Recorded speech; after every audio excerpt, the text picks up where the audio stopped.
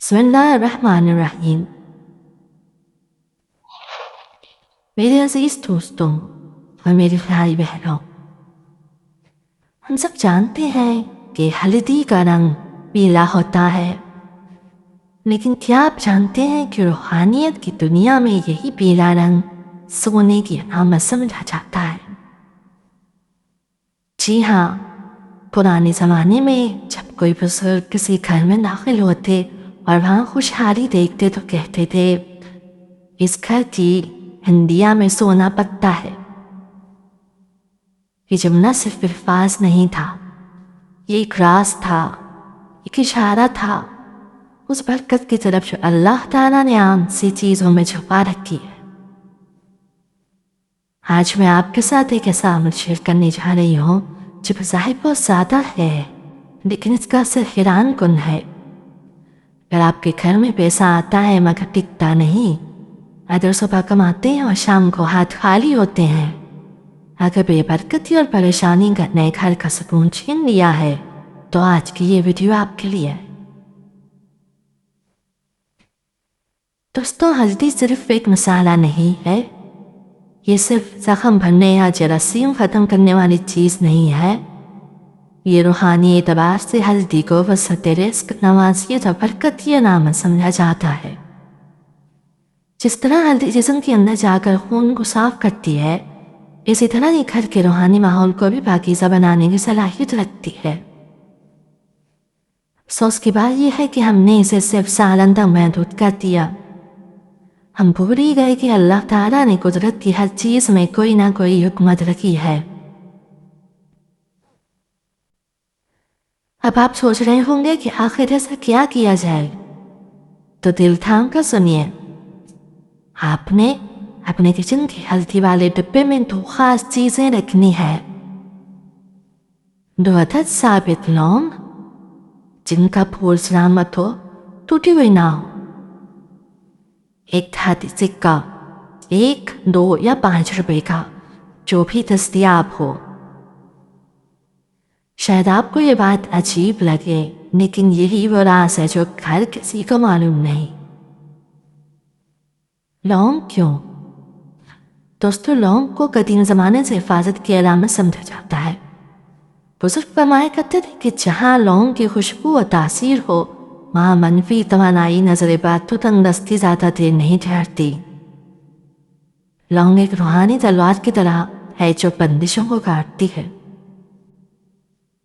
پھر سوال آتا ہے، سکہ کیوں؟ سکہ دھات کا ہوتا ہے، اور روحانیت میں دھات کو رزق کے بھاؤ اور استحکام کی علامت مانا جاتا ہے۔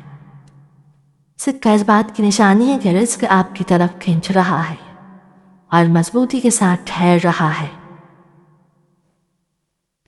اب ذرا غور کیجئے، ہلدی بسط اور برکت، لونگ حفاظت، سکہ رزق و دولت۔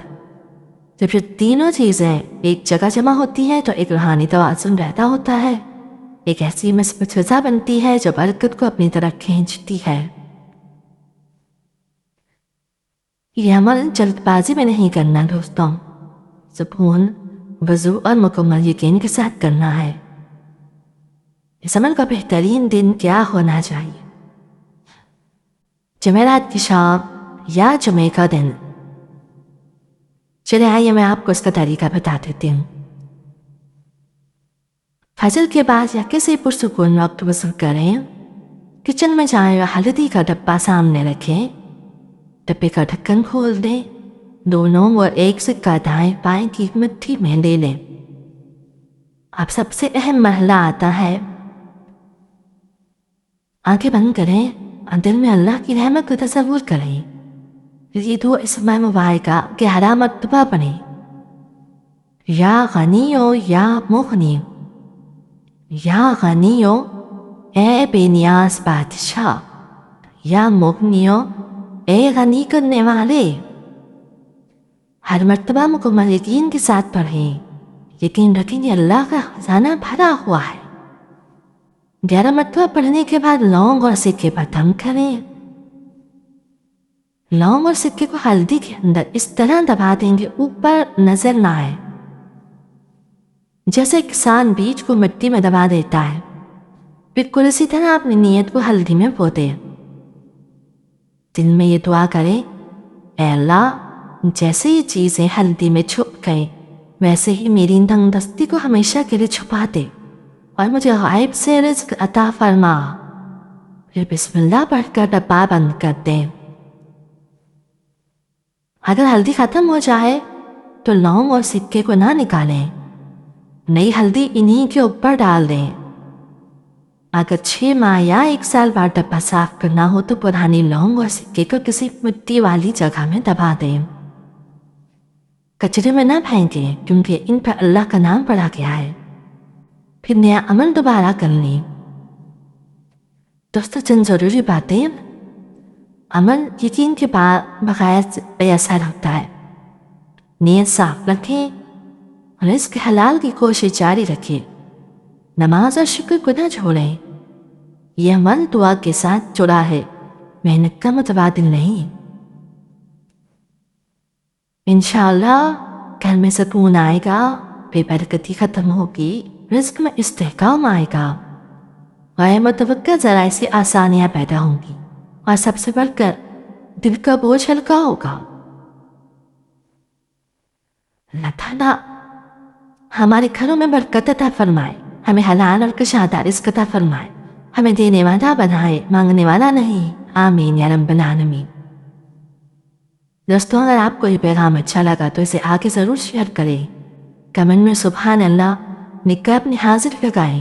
ہو سکتا ہے آپ کے ایک شیئر سے کسی کے گھر کا چولہا جل جائے۔ اللہ پاک آپ سب کو حامی و ناصر ہو۔ اللہ حافظ۔